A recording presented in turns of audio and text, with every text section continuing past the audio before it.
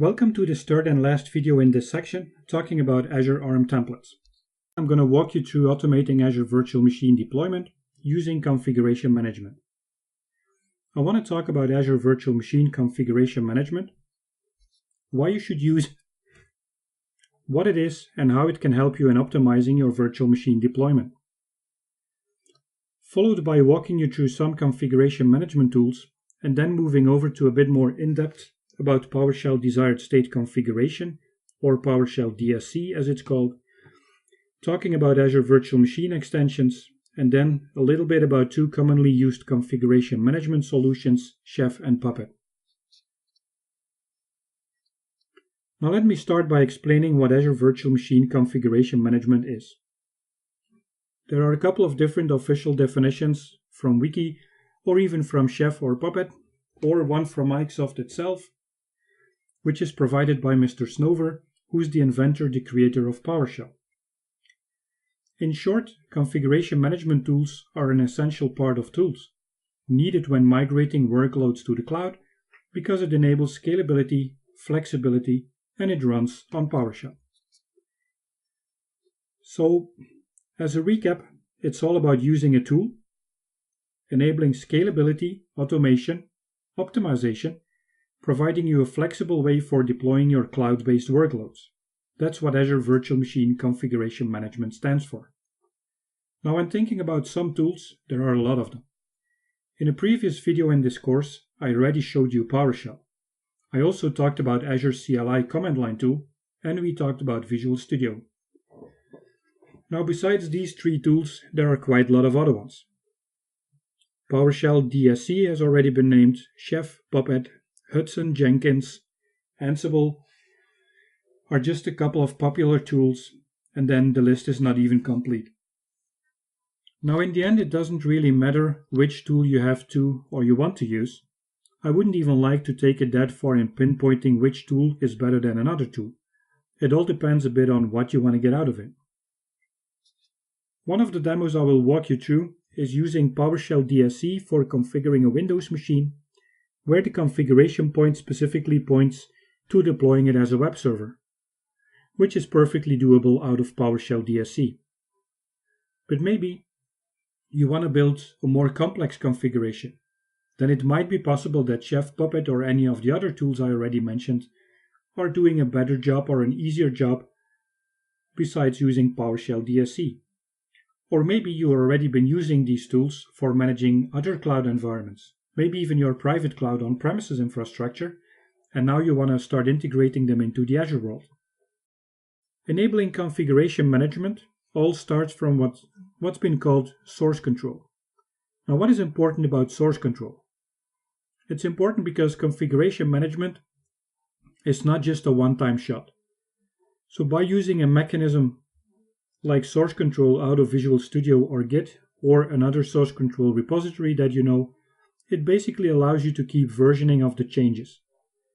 Where the scenario could be that you start with an initial version, you make some updates to your JSON file templates, for example, you store them as version 1.1, then you publish this ARM template to GitHub or using Visual Studio Team Services, sharing the template files with your colleagues, who in turn make some additional changes, version updates. At some point you end up with version 1.7, and then you take control again, you can reuse this version and creating version 2.0. That's the whole idea about source control. Each and every change will be captured, will be stored, easily allowing you to go back to previous versions. Next to that, configuration management is also all about what's called infrastructure as code, where in an Azure world we're talking about ARM templates. If you're pretty new to ARM templates, I invite you to head over back to the previous video that I created, in which I explained you how to create ARM templates from scratch. Even showed you how to reuse existing ARM templates from Azure Quick Start on GitHub. Now again, you can use PowerShell, you can use ARM templates for deploying them using PowerShell, or integrating them with other tools like Chef, Puppet, or again any of the other tools I already mentioned. Now that was a quick introduction to desired configuration management, where now I would like to zoom in on one of my favorite tools in PowerShell, its desired state configuration. PowerShell DSC, in short, is basically Microsoft's platform for configuration management. It somehow can replace group policy settings. It also replaces manual configuration, like logging onto a Windows machine that's already been deployed in Azure, and from there on manually configuring it as a domain controller. That's all fine if it's only for like a 1 or 2 times you have to do that, but imagine you're going from customer to customer and you need to deploy 50 VMs with some specific characteristics. Then you'll probably look out for something else. In the end, we're talking about using automation, we're talking about using scripting. So again, it's nothing really new to the IT industry. We've been using scripts, batch files for quite some years already. So keep that concept in mind, and then it's easy for you to follow. PowerShell DSC allows you to declare the configuration settings, which get applied in a push or pull scenario. PowerShell DSC supports multiple platforms, so it's not only related to Windows platforms anymore. It also supports Linux. On top of that, it's not even related to Azure. It also allows you to run PowerShell DSC configuration management against your on-premises virtual machines. Or even if your VM is deployed in Azure, in Amazon AWS, or basically any other public cloud, you can still rely on PowerShell DSC. And then again, reflecting the core of configuration management, it's facilitating reapplying these settings and applying the configuration over and over again, no matter where the resource is being deployed. Now, using PowerShell in your configuration management is based on 3 different steps. In the first step, you're going to create your authoring file. It's basically mapping out your configuration. Like in this screenshot here, what it does is for this specific machine test PC1, installing a Windows feature and more specific remote server admin tools. At the same time, it's also configuring the feature BitLocker. Then we built our DSC script, where we're going to stage it, which points to where it gets applied to your VM resources. Another approach for configuring your VMs, once your VM is already deployed, is using Azure VM extensions. Azure VM extensions is a little piece of software like an agent, which is provided by Microsoft and trusted third-party providers, specifically built for use within Azure VMs. Azure VM extensions support Windows and Linux operating systems, and they can be deployed to new virtual machines during the VM deployment cycle, or they can be added to an already running VM. It also supports a built-in update lifecycle, which is basically independent from the VM itself. Like in this example here, we're using an antivirus engine out of the Azure portal, and I'll show you later on in the demo how you can deploy this VM extension to one of your own demo machines. One of the examples here is Trend Micro, and then even if you have a newer version available out of your admin perspective, you don't really have to worry about it because the new version is always being pushed out through Azure. Your Azure subscription recognizes the VM extension that you're already using, and it will automatically update your extension. In a couple of screenshots here, so using it directly from the portal, which is the first screenshot, the next one is showing PowerShell DSC, where you can also recognize Puppet and Chef integration. And then also extending with PowerShell DSC again, out of Visual Studio for example, that I will reuse in one of my upcoming demos. Now before jumping into the demo itself, let me share a couple of words around 2 other commonly used tools for configuration management, being Chef and Puppet. Chef is a configuration management tool allowing deployment and management of infrastructure and applications. Now, quite important, Chef itself is not only related to Azure, it also allows you to manage, deploy, control configurations for on-premises running resources or in another public cloud if you want. It's coming back to this infrastructure as code, providing a declarative interface to resource and policy-based configuration management. Which means that when you deploy a virtual machine, on top of that you can run a Chef script, recipe as they call it within Chef terms, and the virtual machine can easily be translated be configured to become a web server. Now let's imagine that out of a manual way, someone removed the web server component. When the Chef agent refreshes the configuration, it will detect that a web server component is missing, and at the same time it will force a redeployment of the web server component. So it's not just about configuration, it's also about using automation and enforcing policies. When I talk a little bit more about the Chef architecture, it looks a little bit like this. So what we have is a Chef server that can be an on-premise running machine, or it can also be an online service, or even a management admin workstation on which you install the Chef management client. From here you build your cookbooks, you build Knife, which is a configuration tool specific to Chef, and then using a repository, which even is optional, where the repository could be again GitHub or even Visual Studio integration. Then all it takes is pushing it out to your Azure cloud-based VMs. So you can manage your Azure VMs using Knife, bootstrapping the agent by using Chef extension in Azure, and then leveraging desired state configuration directly out of Chef. Which overall means you manage your infrastructure by building your deployment scripts, bootstrapping the agents, and then customizing your VM configuration. That's how it works, it's nothing more than that. Now let me share a couple of things that you need for managing your Azure infrastructure using Chef. The easiest one is signing up for an online host Chef account, which is possible from chef.io or managed.opscode.com and creating an account. And by the way, it allows you to manage up to 5 nodes using a free license. Then setting up your local Chef workstation, downloading the starter kit from the Chef server portal, installing the Chef clients and running the Knife installation routine, from where you can build your Chef deployment scripts. It's really interesting to use. This basically brings me to a second popular configuration management tool. It's called Puppet.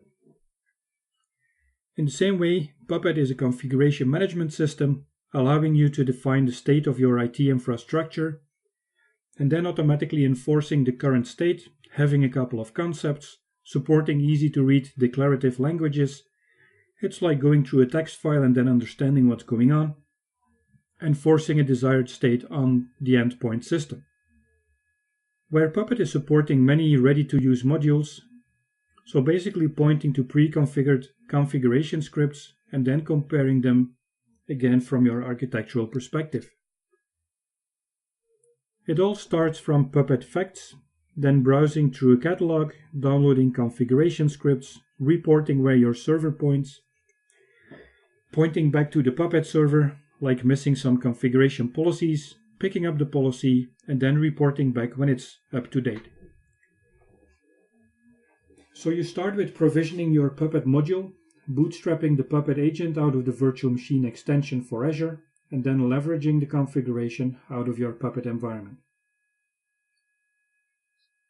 What I'm going to do now is walking you through an easy demo, which partly builds up on the previous one, in which I pre-configured an ARM template from scratch, where now I'm going to add and finish my ARM template by extending it with PowerShell DSC. So I'm moving over again to my Visual Studio environment, from where I'm going to add an additional resource, which is called PowerShell DSC, and then from here I'm going to deploy an Active Directory domain controller on the specific virtual machine. So I'm adding it here, and what it does is creating additional PowerShell scripts,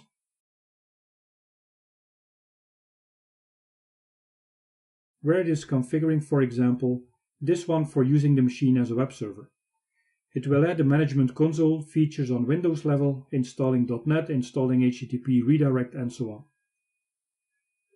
Or even using another example that I have here is deploying the Windows VM that I'm deploying out of the JSON ARM template, and then applying this little piece of code here, installing Active Directory domain services. That's really all it takes from here, and if I would now go and finish my deployment, it will start by creating the virtual machine, creating its own storage account, virtual network subnet that I defined, and then once the deployment is done, it will pick up PowerShell DSC and configuring the machine as a web server or a domain controller.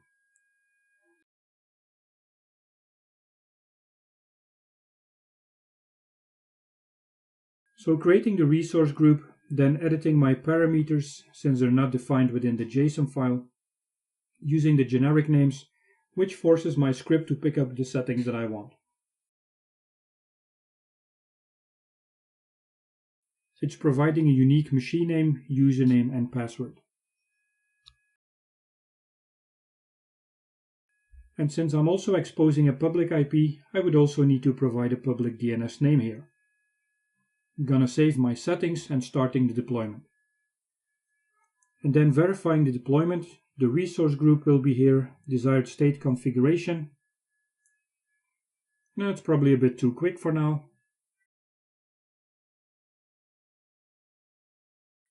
The deployment itself will be picked up, installing the virtual machine with all the settings that I found and defined in my JSON file, and on top of that executing the PowerShell DSC from within the virtual machine. Now, in the introduction of this section I also talked about VM extensions, so let me quickly show you what that looks like. For an already deployed virtual machine, or again integrating in a new one out of your machine settings, you can go to extensions and from here adding a new one. Some of them are using custom scripts or PowerShell DSC, Chef and Puppet for example, using a monitoring agent or Trend Micro antivirus. Now obviously here for this given example, I'm using a free 30-day trial, so after the 30 days you would need to provide a license, or again removing the extension because otherwise you would be running the agent and blocking the licensing regulation. You select it, you deploy it, and that's all it takes. So for this one it's asking me for my Trend Micro tenant information, which obviously I don't have because I'm just showing you a quick demo, but it should be clear enough for you to understand how easy it is to add virtual machine extensions to an already existing VM. And this basically completes my demo on configuration management. So as a recap in this video, I covered Azure Virtual Machine Configuration Management, talked about some common configuration management tools, and then zooming in a bit more on PowerShell DSC, showing you how to reuse Azure Virtual Machine extensions and talking about two commonly used tools, Chef and Puppet. Which brings me to the end of this volume, where again I would like to invite you to head over to the assessment questions, which will allow you to get some refreshed information on all the content we talked about so far. And then obviously, I'm really hoping to see you back in volume 2.